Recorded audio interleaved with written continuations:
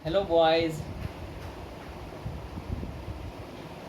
Chapter 5 में जैसा कि मैंने बताया था कि 3 चैप्टर एक्सरसाइज है, उसमें 5.1 आप लोगों को करवा दिया गया वीडियो के द्वारा। उसका सवाल भी बना करके पिक्चर के द्वारा भेजे हैं। बहुत सारे बच्चे आप लोग दिखाए भी हैं और कुछ बच्चे अभी भी बाकी हैं, तो आप लोग कोशिश करते रहिए। जहाँ जो प्रॉब्लम हो मुझसे पूछिएगा, हम आपको सॉल्व करेंगे। आज मैं आप लोगों को एक्सरसाइज 5.2 समझाने जा रहा हूँ। ठीक से आप लोग पहले इसको समझेंगे, फिर करने की कोशिश करेंगे। इस वीडियो के बाद मैं जैसा कि 5.1 में कुछ पिक्चर भेजा था सवाल बना हुआ, उसी तरह 5.2 के सवालों को भी बना करके भेजेंगे। तो चलिए, जैसा 5.1 में अनुपात चैप्टर था और अनुपात हम लोग क्लास 7 में पढ़ कर आए हैं और वहाँ आप लोग फिर से समझे। उसी तरह 5.2 एक्सरसाइज में समानुपात पढ़ना है। समानुपात भी आप लोग पहले से पढ़ करके आए हैं। तो समानुपात क्या होता है, ये 5.2 में आप लोगों को समानुपात पढ़ना है। समानुपात जैसा कि इसी में छिपा हुआ है, दो शब्द इसमें है। एक है समानुपात, दो शब्दों से मिलकर बना है। एक है सम और दूसरा है अनुपात। आप लोग सभी जानते हैं सम मीन्स बराबर, अनुपात का अर्थ आप जानते हो। तो इन दोनों को एक साथ कहा जाएगा। जो अनुपात बराबर होगा उसे हम समानुपात कहेंगे। समानुपात क्या है? बराबर अनुपातों को समानुपात कहेंगे। जनरली आप लोगों के इस चैप्टर में केवल ऐसे अनुपातों के बारे में ही पढ़ना है जिसमें केवल दो पद होंगे, 4:5, A:B, इस तरह के अनुपात। तो ऐसे अनुपात, जो अनुपात आपस में बराबर होंगे, वे सभी आपस में समानुपात का गठन करेंगे। कैसे? देखिए, जैसे एक अनुपात है 2:3, करेक्ट। एक दूसरा अनुपात है, मान लीजिए 4:6, ये भी एक अनुपात है इसको। तो ये दोनों अनुपात आपस में बराबर है। कैसे समझेंगे बराबर है? इस अनुपात का सरलतम रूप ले जाएंगे। सरलतम रूप मीन्स काट करके छोटा करेंगे, जो ऑलरेडी है ये, और इस अनुपात का भी छोटा रूप ले आएंगे। ये काटने पर ये आ जाएगा 2:3, यानी 2:3। तो इसका भी सरलतम रूप 2:3, इसका भी सरलतम रूप 2:3। तो इन दोनों अनुपातों को कहेंगे ये दोनों आपस में बराबर है। जिन अनुपातों का सरलतम रूप एक ही आ जाए, वे सभी अनुपात आपस में बराबर होते हैं और समानुपात का गठन करते हैं। ये एक अनुपात हो गया, दो अनुपात, और भी कई अनुपात हैं जो आपस में बराबर हो सकते हैं। इसके बराबर 2:3 के बराबर हो सकते हैं। तो हम पहले केवल दो अनुपात को लेकर के करते हैं। तो ये दोनों बराबर हैं। कौन कौन? 2:3 और 4:6, ये बराबर है। बराबर को, तो ये दोनों समानुपात है। ये दोनों अनुपात बराबर है, इसका अर्थ ये दोनों समानुपात है। तो समानुपात है। समानुपात को दर्शाने के लिए जैसे बराबर का चिन्ह होता है, अनुपात का चिन्ह होता है, उसी तरह समानुपात का भी चिन्ह होता है। आप 2 बार अनुपात लिख दोगे, यही चिन्ह समानुपात का होता है। अब ये पहले से जानते भी हैं। तो जो अनुपात आपस में बराबर था, उसके बीच में ये समानुपात का चिन्ह लिख दिए। तो इसको पढ़ेंगे 2:3 समानुपात 4:6।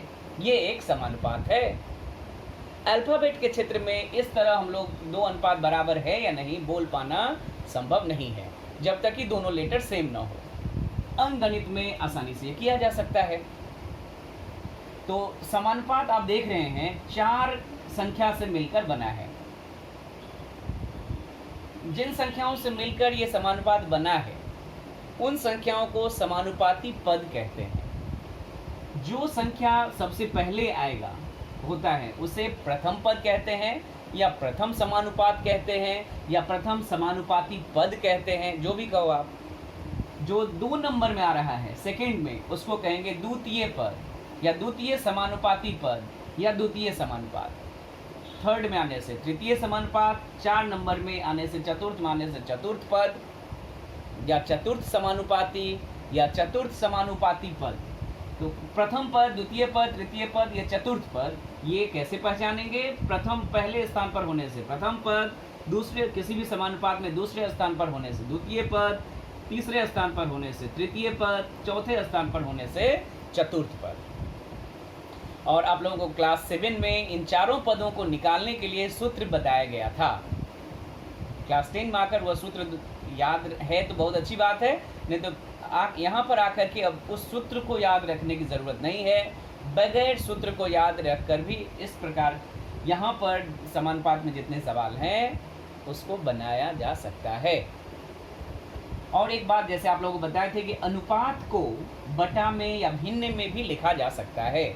जैसे 2:3 को हम लिख पाएंगे 2/3, उसी तरह 4:6 को लिख पाएंगे 4/6। और समानुपात के लिए हम लोग बराबर का चिन्ह व्यवहार करते हैं। समानुपात चिन्ह को हटा करके कौन सा चिन्ह लिखेंगे? बराबर का चिन्ह लिखेंगे। तो 2:3 समानुपात 4:6, इसको किस तरह लिखा जा सकता है? 2/3 बराबर 4/6।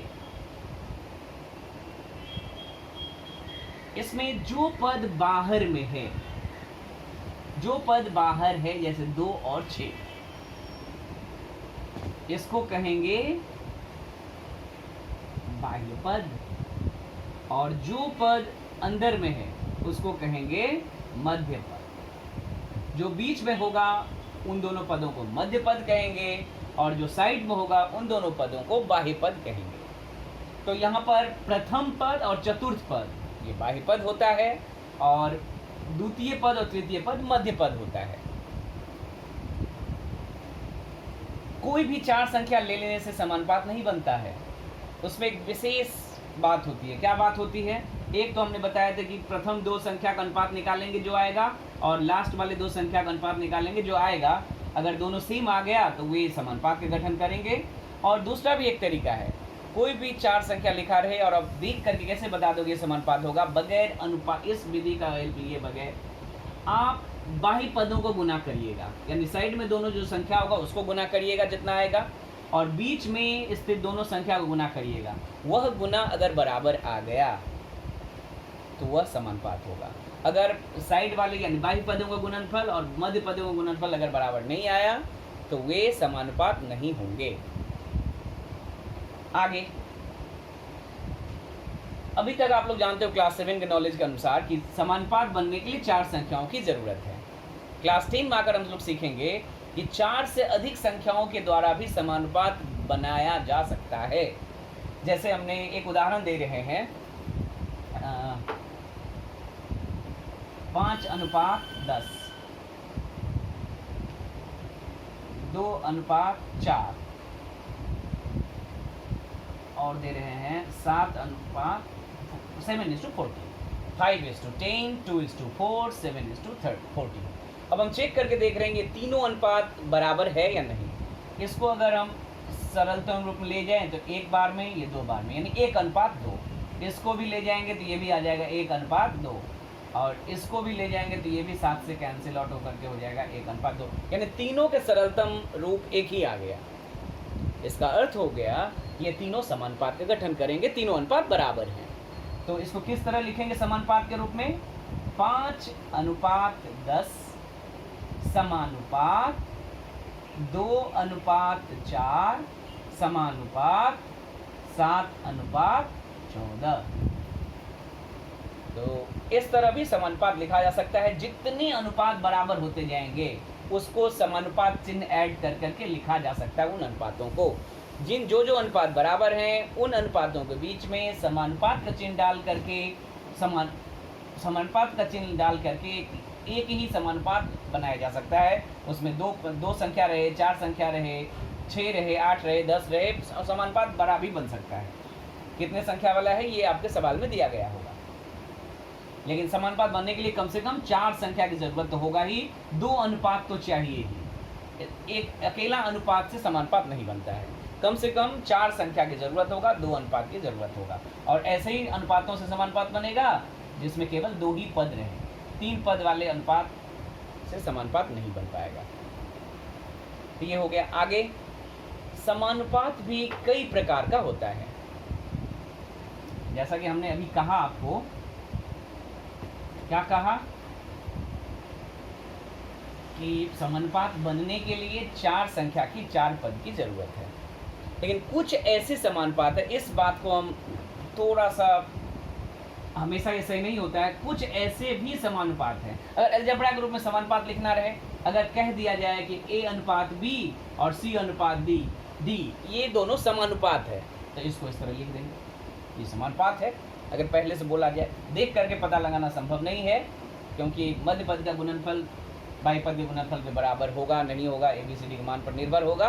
तो अगर कह दिया जाए कि ये समानुपात का गठन करेंगे, तो इसको इस तरह लिखा जा सकता है, फिर इसको भिन्न के रूप में भी लिखा जा सकता है, ये जानते हो आप। हाँ, जैसा हम कह रहे थे कि एक प्रकार का समानुपात होता है जो 3 संख्याओं के द्वारा भी बन सकता है। इससे जो समानुपात बनेगा उसको कहेंगे क्रमिक समानुपात।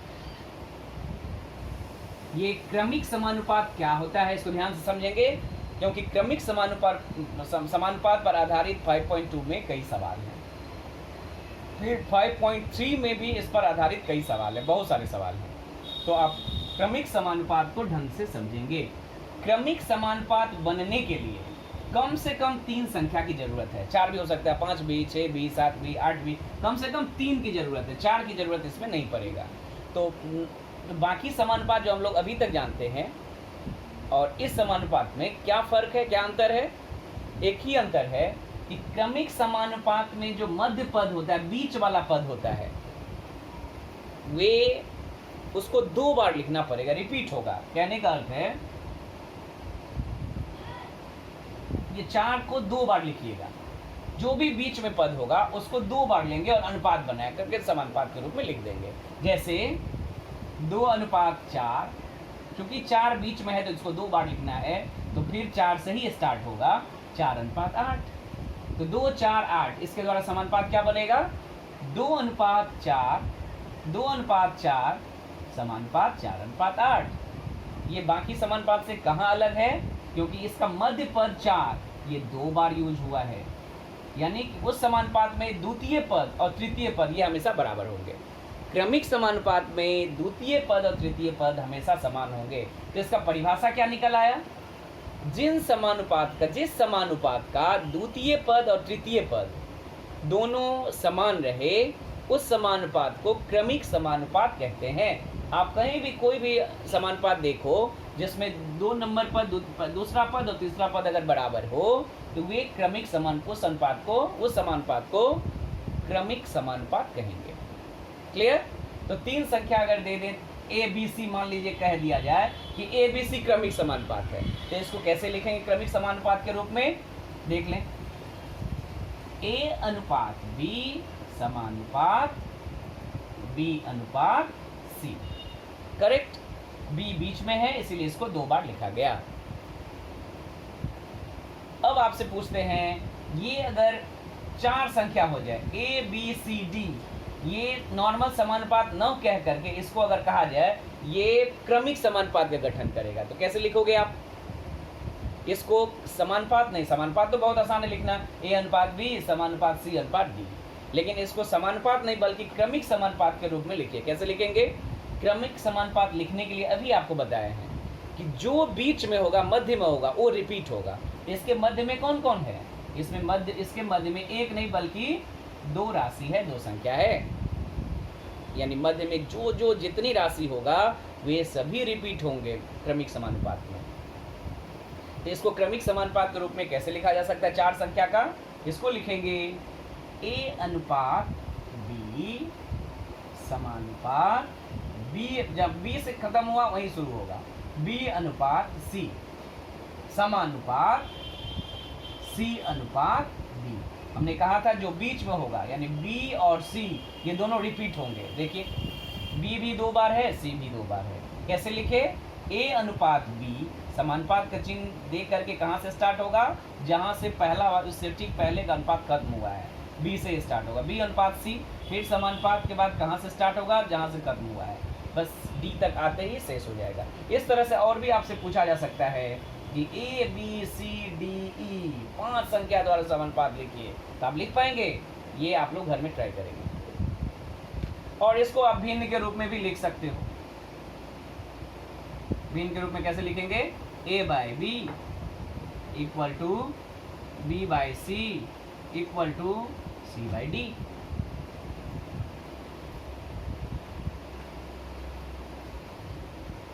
चलिए अब एक्सरसाइज की ओर आते हैं। समानुपात के बारे में इतनी सी नॉलेज रखने से आप अपने एक्सरसाइज में दिए गए सवाल को कर पाएंगे। चलिए एक्सरसाइज 5.2 के सवाल को समझाने की कोशिश करते हैं।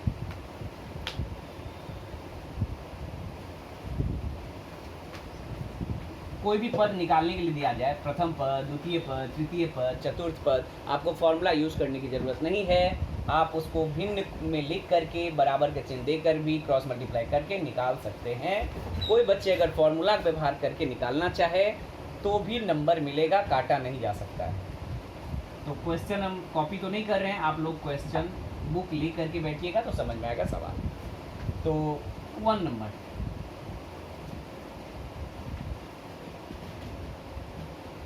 टेन इज टू 35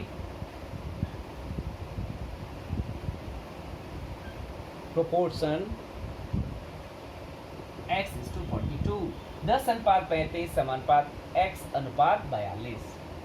इसमें क्वेश्चन 1 में कहा गया है निम्नलिखित समानुपात में x का मान निर्णय करें। तो क्या करेंगे आप? x कितने नंबर पद में है? तो 3rd पद में है। पहला पद, दूसरा पद, तीसरा पद, x का मान निकालना है। तो कोई बच्चे अगर तृतीय पद का फॉर्मूला लिख देंगे क्लास 7 से तो भी ठीक है, नहीं तो आप बगैर फॉर्मूला याद करके भी इस तरह बना सकते हैं। 10 अनुपात 35 को लिखेंगे 10/35। समानुपात के लिए बराबर का चिन्ह यूज होता है। और x अनुपात 42 के लिए लिखेंगे x/42। अब आप आसानी से क्रॉस मल्टीप्लाई करके x का मान निकाल सकते हो। 35x इक्वल टू 10 से करेंगे तो 420, सिर्फ 10 से गुना करने में 0 आ जाएगा। और x का मान जब निकालेंगे तो 420/35। इसको काटने की कोशिश करते हैं। ये 7 से कट जाएगा 42, 6 बार में, एक 0 है तो 60 बार में। 7 से काटेंगे तो 5, 5 से 60 काटेंगे तो 12। तो x का मान कितने, इसलिए x का मान कितना निकल आया? 12। ये निकालने के लिए कहा गया था। आप बुक में देखो क्वेश्चन नंबर 2 जो है बिल्कुल सेम है। इसी तरह भिन्न के रूप में लिख करके क्वेश्चन नंबर 2 आप बना लेंगे। ठीक, अब हम आगे बढ़ते हैं क्वेश्चन नंबर 2। क्वेश्चन नंबर 2 में कहा गया है कि इसमें कुल 4 सवाल हैं। इन चारों सवालों का चतुर्थ पद समानुपाती निर्णय कीजिए, यानी चतुर्थ पद आपको इनका निकालना है।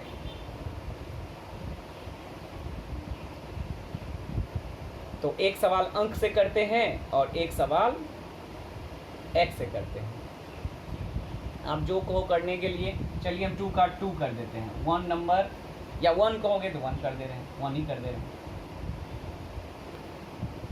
कहा गया इसमें 1/3, 1/4, 1/5 दिया गया है और कह रहा है इसका चतुर्थ पद निकालिए। तो मान लिए चतुर्थ पद कितना है? x। चतुर्थ पद को, चूंकि ये 4 चतुर्थ पद पूछ रहा है, इसीलिए इसको 4 नंबर में x का स्थान दिए हैं।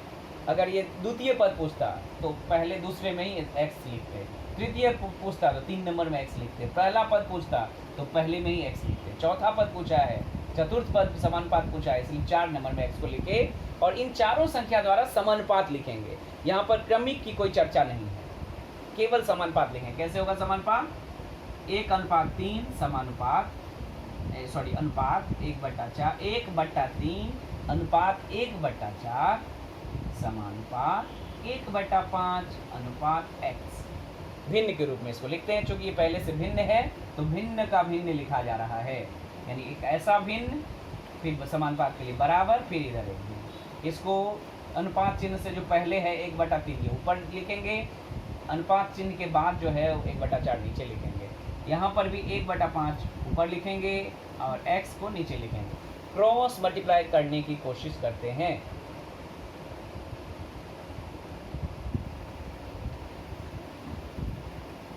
x से 1/3 इंटू होगा तो 1/3 इंटू एक्स, और 1/4 से 1/5 इंटू होगा तो ये हो जाएगा x/3, और ये हो जाएगा 1/20 क्रॉस मल्टीप्लाई 20x = 3 और x = 3/20। तो ये चतुर्थ पद का मान निकला 3/20। उसी तरह से एक अलजेब्रा का सवाल करते हैं जो राशि में दिया गया है, वह 3 नंबर है। मान लीजिए 3 नंबर समझाने की कोशिश कर रहे हैं। x² y, y² z, और थर्ड पद है z² x, और आपको निकालना है चतुर्थ पद। चूंकि ये x के रूप में ऑलरेडी है तो हम यहाँ अलग एक कोई लेटर a मान लिए, माना कैपिटल A चतुर्थ समानुपात है। इसको कैसे बनाएंगे, फिर भिन्न के रूप में लिखें। समानुपात के रूप में पहले लिख दे रहे हैं x² y अनुपात y² z समानुपात z² x अनुपात a। इसको भिन्न के रूप में लिखते हैं x² y by y² z equal to z² x by a। Cross multiply, हम लोगों को इस सवाल में कैपिटल A का मान निकालना है। तो x² y into capital A equal to z² x into y² z। अब चूंकि कैपिटल A का मान निकालना है इसीलिए यहाँ पर राइट साइड में जो था z² x into y² z और नीचे में x² y। अब जो कैंसिल आउट करके जो होगा वही आंसर होगा। 1 y से 2 y है, यहाँ पर 1 y बन जाएगा। 1 x से यहाँ काटेंगे तो x बचेगा, तो ऊपर में 1 y बचा और 3 z बचा z3, और नीचे में 1 x बचा। तो एक स्थान पर क्या होगा yz³ बाय x।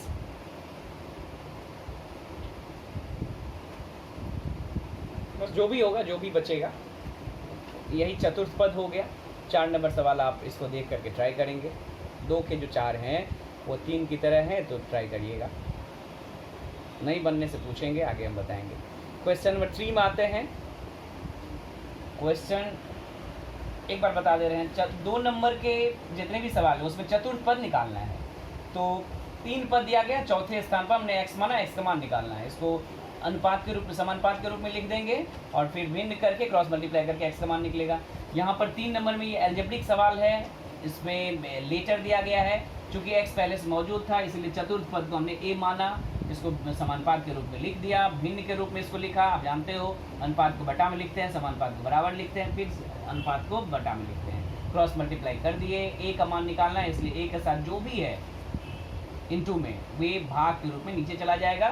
फिर काटिएगा, काटने पर जो बचेगा a का मान वही होगा, वही चतुर्थ पद होगा। और क्वेश्चन नंबर 3 में आते हैं। क्वेश्चन नंबर 3 को आप ध्यान से देखोगे तो उसमें कहा गया है क्वेश्चन में कि निम्नलिखित संख्याओं की तृतीय समानुपाती संख्या निर्णय करें। तृतीय समानुपाती संख्या निर्णय करें, यानी 2 संख्या दिया है और तीसरा बोला है निकालने के लिए।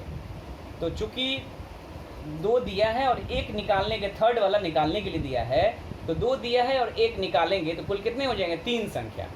तो 3 संख्या से समानुपात की चर्चा कहीं भी रहे, चाहे वहाँ कुछ लिखा रहे या न रहे, अगर 3 संख्याओं द्वारा समानुपात बनाने की बात कहीं हो तो आप समझ लेंगे वह समानुपात क्रमिक समानुपात है। कैसे पता चला, फिर कह रहे हैं 2 संख्या दिया गया है क्वेश्चन नंबर 3 में, हर सवाल में 2-2 संख्या दिया गया है और तीसरा आपसे पूछा है। इसका अर्थ है कुल 3 संख्याओं से बने समानुपात को क्रमिक समानुपात कहते हैं। नॉर्मल समानुपात बनने के लिए कुल 4 संख्या की जरूरत होगा। 3 संख्या से रिलेटेड सवाल सारे क्रमिक समानुपात पर आधारित होंगे। तो ये बनाते हैं, 3 का एक ही बनाते हैं।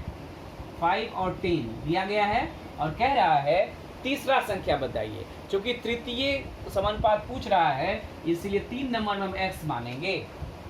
और इन तीन संख्या के द्वारा क्रमिक समानुपात बनता है, उसको लिखने की कोशिश करते हैं। 5:10 समानुपात क्या होगा बताइए?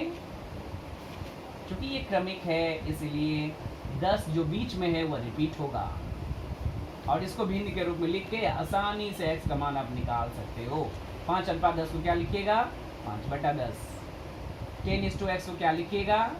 10/x। और क्रॉस मल्टीप्लाई करेंगे 5 × x 5x, 10 × 10 आप जानते हो 100 होगा, और x इक्वल टू 100/5। 100 में 5 से भाग देने पर निकलेगा 20, x इक्वल टू 20। यही है तृतीय समानुपात या तृतीय पद का मान। इस तरह से दो नंबर सवाल आप ठीक उसी तरह बना लोगे। 3 नंबर सवाल भी बना लेंगे।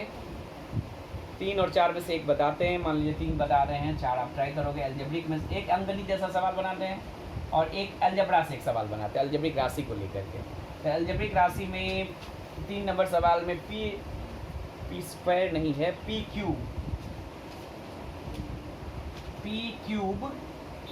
Q square comma Q square R, और तीसरा पद पूछा है तो मान लिए x। यहाँ से समानुपात का गठन करते हैं।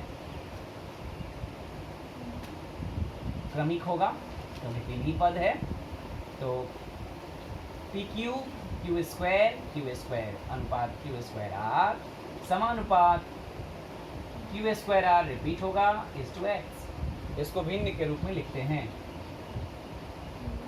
P Q X Q square Q square by Q square R equal to Q square R whole divided by X. Cross multiply P Q, या कोई यहाँ भी छोटा कर सकते हैं चाहें तो। आप क्यू स्क्वायर से क्यू स्क्वायर काट दो, क्या बचा? P cube by R equal to Q square R by X. Cross multiply